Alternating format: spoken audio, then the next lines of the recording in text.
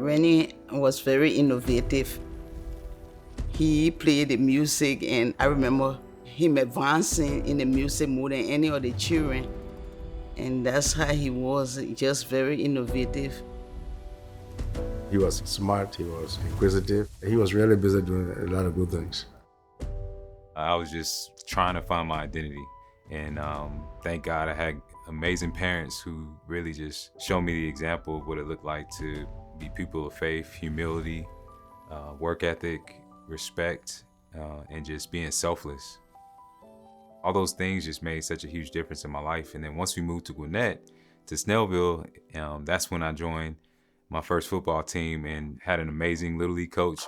He was the biggest Georgia fan. So he was the one who really got me exposed to the culture and the religion of Georgia football. At that time, I'm just a rebellious teenager, just thinking like, I'm not gonna let anybody stop me, and I kind of used that to propel me, man. But it was just a mindset that I established where I told myself, I'm either gonna make every single play or I'm gonna be near the ball, and nothing's gonna change that. Once he make up his mind to do something, whether he has help or not, he's gonna do it. I think he was in junior high school, maybe 7th or 8th grade, and his mother and daddy came with him and said, Coach, I'd like to talk to you about training. And I said, well, let's sit down and talk. We sat down in my conference room and met his mother and father, and they told me about them coming from Liberia. Well, it was interesting because I had just gotten back from Liberia, and his father told me, I think at that time I was working 3 jobs. I felt compelled to want to help Rennie because of where he had come from and knowing his background and the fact that they were here and their desire was for their son to get a good education and to play sports. And what he did is when he got into high school, he was so focused on being the best football player he could that while his buddies were partying and playing in high school, Rennie was in here working out with me. That was the story of my career, was being the underdog and being the guy who didn't really fit the mold, but just through persistence, through hard work, through dedication, it just opened up doors, and it led to something that I couldn't even imagine. They are going to have to account for number 35. How about the play that Curran made to save the game at Columbia? He didn't tell somebody how good he was, he showed them. And I think that was the key for him to get a chance to play at the University of Georgia, was that he was so productive on the field that you overlook the fact that he was 5'11". If you're tough physically, you can play and compete regardless of your size.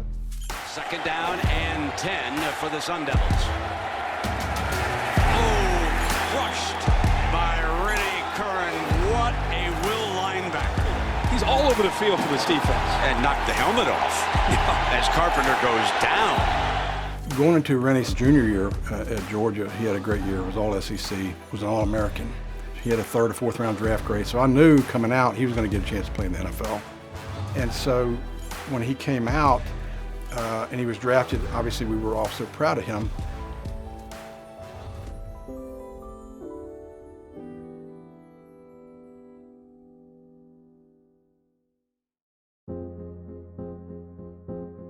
Sometimes you have to take a step back to be able to take 2 steps forward, which now as I look back during that time when he was hurt, and he was doing rehab here, and he wanted to play so bad, and he just didn't get the opportunity. I was just trying to just make something out of nothing. I was in a place in life where I didn't know what I was gonna do. I didn't know if I was ever gonna play another down of football. 22 years old, going through a midlife crisis. I'm training 4 hours a day, waiting on a phone call that may never come from a team. At that point, when I was at rock bottom, is when I started building a new foundation.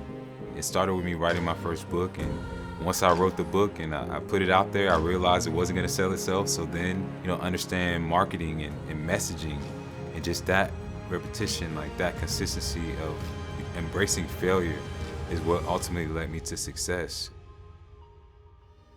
Finishing my degree at Terry just meant so much to me, especially being that, it's something where it's not expected all the time to get a business degree because of the focus and the demand that it takes to be an athlete.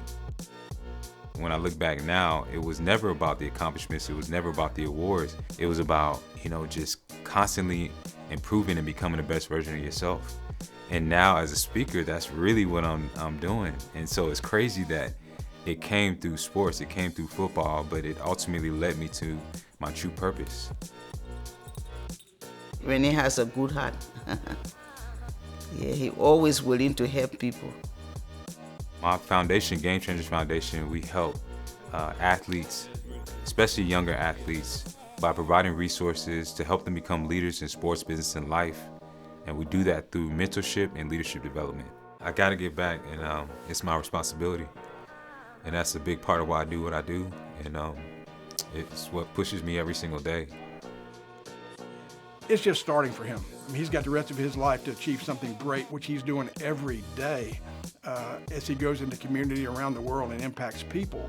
I can tell you right now that Terry School of Business could not have picked a better person than Rennie Curran to represent them in a way that is of character and integrity. This isn't my award by any means. This is for so many people that have been a part of my journey, who supported me, who just said, man, Rennie, I believe in you.